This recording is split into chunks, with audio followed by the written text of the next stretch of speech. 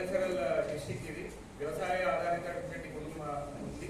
ఇంకా మన జిల్లా యొక్క జనాభా చూసుకున్నట్టయితే సుమారు 60% మనకు గ్రామీణ ప్రాంతం వాళ్ళు ఉన్నారు, 40% పట్టణ ప్రాంతం వాళ్ళు ఉన్నట్టున్నారు.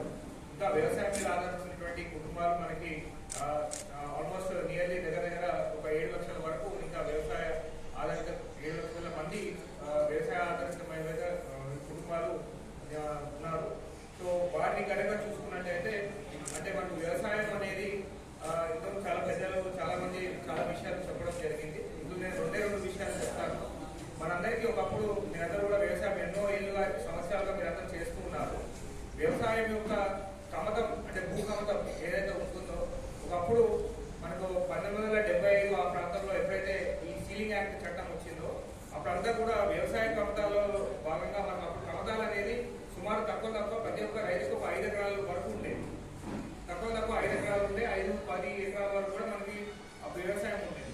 కానీ ఇప్పుడు మన ప్రతి ఒక్క పట్టేదారికి వ్యవసాయ భూమి ఎంత ఉంది అప్రాక్సిమేట్గా ధరణీలలో కనుక పట్టేదారి ప్రాంతం చూసుకుంటే ఒక గ్రామాన్ని ఎంచుకున్నట్టయితే చెక్ చేసుకుంటే తక్కువ 2 ఎకరాల నుంచి 2.5 ఎకరాల కంటే తక్కువ ఉంది.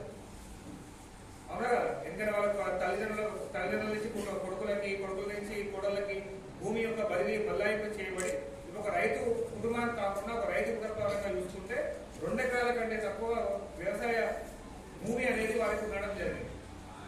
సో ఈ వ్యవసాయము భూమి కమతం తగ్గుతున్నప్పుడు వ్యవసాయం మీద పెట్టుబడి అనేది పెరుగుతుంది.